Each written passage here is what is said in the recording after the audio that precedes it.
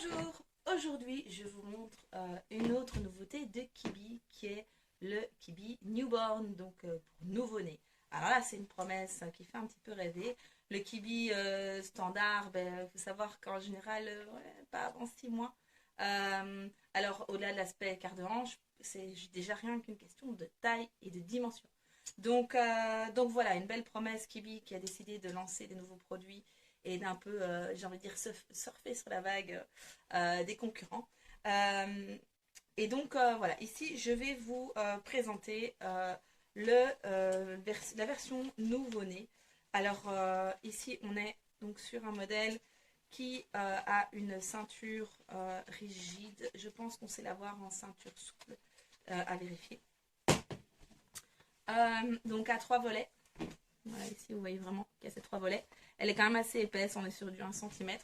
Voilà, c'est un système de réglage avec des petites pressions cousues au niveau de la ceinture. Avec ici cette petite partie donc reliée au tablier qui coulisse pour réduire ou élargir l'assise pour le bébé. Donc ici on est quand même sur quand on réduit, on est quand même sur une dimension, oui, à mon avis, d'une petite vingtaine de centimètres. On a toujours ce cordon, c'est comme sur les modèles, excusez-moi, c'est comme sur les modèles Kibi classiques, donc toujours ce petit cordon qui permet de réduire encore un peu plus. On va aller chercher donc la réduction maximum. Comme ça, on va aller vraiment voir, tester jusqu'où on peut aller avec ce mini-mini. Et déjà là, hop, je ne sais pas si vous voyez la largeur, hop là, en réduisant avec le cordon, on est sur quelque chose qui doit faire une dizaine de centimètres. Donc déjà, c'est un premier point qui est vraiment positif par rapport au potentiel usage avec un nouveau-né, en tout cas avec un enfant, dans les premiers mois de sa vie, voire même les premières semaines. Autre point qui va être important dans les systèmes qui sont adaptés pour des nouveau-nés, c'est que les bretelles puissent s'attacher au niveau de la ceinture. Ça, c'est ce qu'on va faire pour les nouveau-nés pour favoriser l'arrondi du dos. Parce que quand on attache sur le côté, ça va un petit peu plaquer l'enfant contre nous et donc il va avoir tendance à avoir le dos plutôt qu'être comme ça. Ils vont avoir le dos un peu plaqué comme ça. Et donc, nous, on va chercher vraiment cet arrondi du dos chez le nouveau-né, qui est sa position naturelle, qui est la position qui est vraiment dans la continuité du vécu dans le ventre de maman, de l'installation également en écharpe. Donc voilà, ici c'est intéressant, c'est, je dirais même, indispensable pour avoir une installation correcte avec un tout petit. Et donc ici, on va aller récupérer, hop, petit accessoire au passage, petit rembourrage pour mettre au niveau des attaches des bretelles. Ça, c'est assez sympa parce que parfois, ça peut être gênant. On est sur des bretelles aussi, les attaches des bretelles qui sont plus petites que les attaches de l'ancien modèle. Enfin, je dis l'ancien modèle, mais si c'était un nouveau modèle grande taille. Voilà, je vous montre comme ça, vous pouvez voir un peu en comparaison.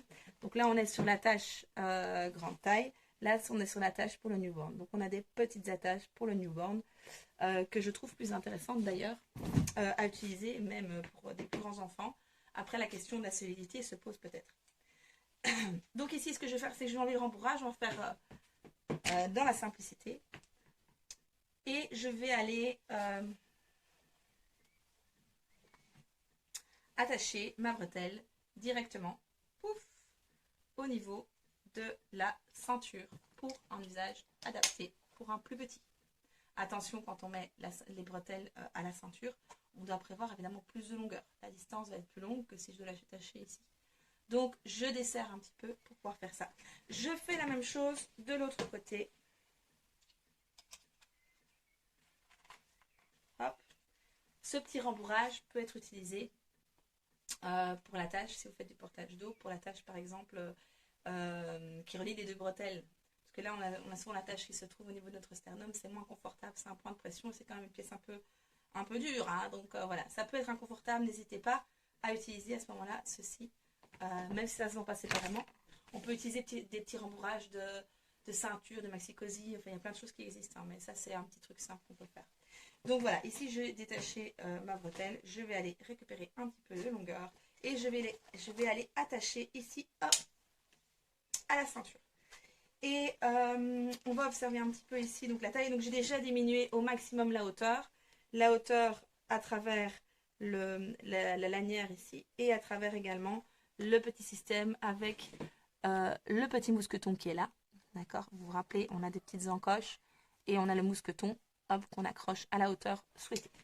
Donc voilà, ici on va partir, je vais prendre mon poupon le plus petit, donc mon poupon qui fait 48 cm plus ou moins.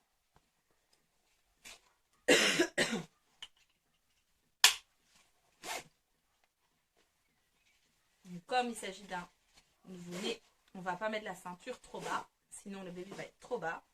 D'accord? On est sur une ceinture donc, qui est assez confortable, je trouve qu'il s'ajuste bien, en tout cas moi au niveau de mon gabarit, avec ce pli, hop, ça vient bien coller aux hanches. Regarde ici par rapport à la taille qui reste. Donc par rapport à la taille qui reste, voilà, vous pouvez venir serrer jusque là, donc il y a 30 cm en moins. Ça pourrait poser problème peut-être pour le petit gabarit, c'est à tester, mais bon, il y a déjà moyen de bien serrer, donc à voir. Je vais prendre mon poupon.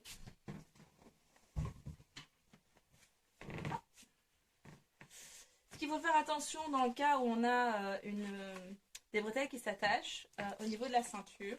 Dans la plupart des cas, vous allez voir, qu'est-ce qui se passe ici. Hop, la bretelle, elle vient compresser au niveau des jambes de mon bébé. C'est pas ce que je veux. Donc, je vais aller descendre. Vous avez vu, j'ai descendu la bretelle. J'ai pas monté le pied de mon bébé, j'ai descendu la bretelle. C'est mieux pour notre enfant de ne pas aller le coincer au niveau de sa position. Et donc, voilà. Ici, hop, je vais attacher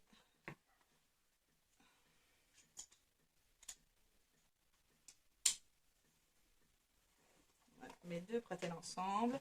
On va aller devoir récupérer un petit peu de serrage ici. Hop. Et un petit peu également ici. Alors, le serrage n'est pas si simple que ça. Je trouve.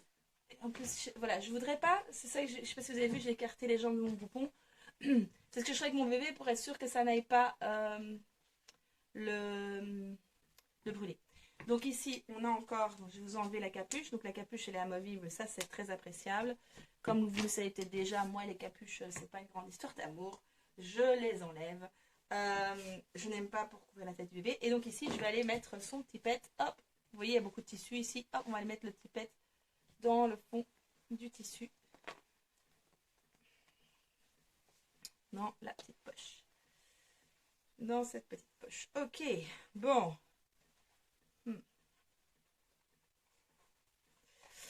Donc voilà, ici mon petit poupon. Ouais, j'essaie de descendre un peu. Donc la hauteur, il ne faudrait pas que ça monte plus haut. Pour un poupon, bon, on est sur un poupon de 48 cm. Même si ça reste pas un enfant, hein, donc un enfant, ça sera peut-être encore différent. On est sur un modèle qui est vraiment petit. Et donc, on est ici, au niveau de la largeur, on est quand même sur quelque chose qui... Sous le porte-bébé, j'essaie de montrer un peu. Voilà, on est sur cette... Le bord va de là à là. Voilà.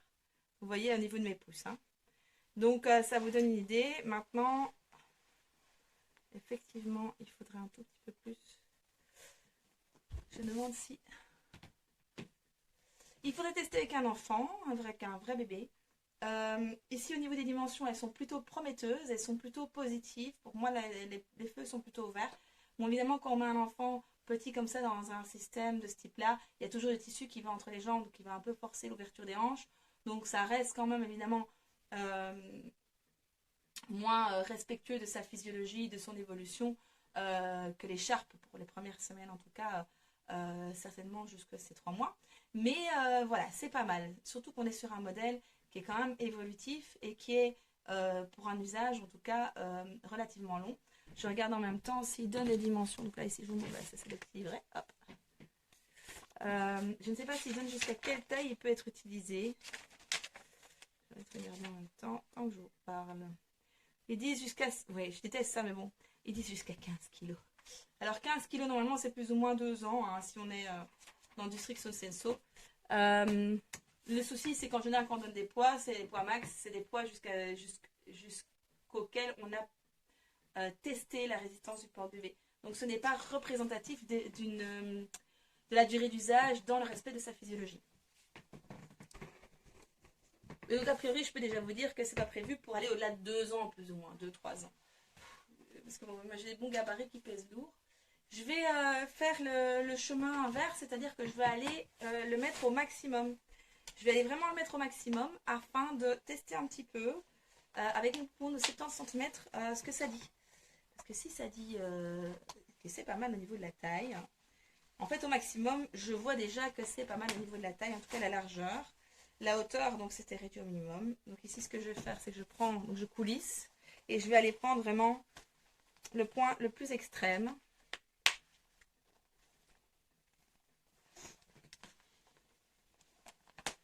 Et le point le plus extrême.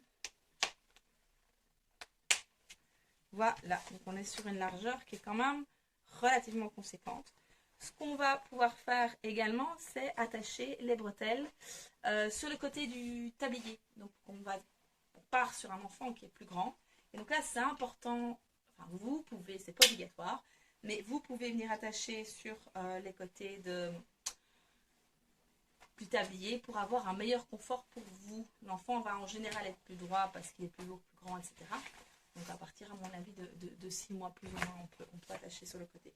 Je vais aussi donc défaire, hop, ça va l'attacher ici. Elle n'est pas, c'est pas fixé. Petit mousqueton ici, c'est pas fixé. Et donc on va aller récupérer l'attache ici pour la mettre sur le côté en faisant attention de respecter le sens, bien sûr.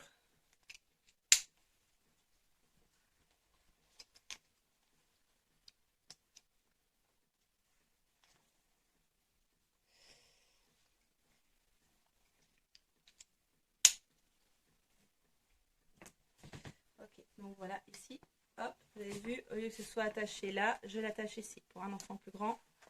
Donc on va être sur le maximum. Je mets également donc le tablier un peu plus bas. Et je vais prendre mon loulou de 70 cm que je vais mettre ici. Hop, hop. 70 cm, j'ai en tête que c'est plus ou moins 1 an. On va se retrouver dans une configuration. Ici, c'est quand même mon tablier est quand même au minimum. Je vais devoir quand même bien serrer. Ce que je vous avais expliqué. Hein. Dans la mesure où c'est plus haut, forcément. La tâche se retrouve sur le côté du tablier, mais forcément il faut que j'aille récupérer ici au niveau du serrage parce que sinon ça va être beaucoup trop long. Voilà. C'est des petites manipulations, mais de nouveau ça on le fait une fois que votre enfant vous estimez qu'il est plus grand, que ça commence à être lourd, que vous commencez à avoir mal au dos, hop, vous passez sur l'installation des bretelles façon enfant plus grand et problème, normalement le problème devrait être résolu.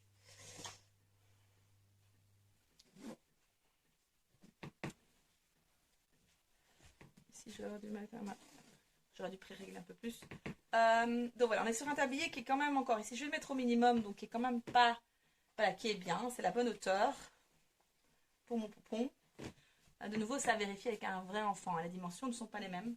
Mais voilà, ici on est en largeur d'assise, on est plutôt pas mal. On a quelque chose qui est quand même assez large. Donc pour moi, on est quand même parti jusque certainement aux 18 mois de l'enfant. En fonction de son gabarit. Donc de nouveau, en fonction de la taille qu'il a petit et en fonction de son degré de croissance.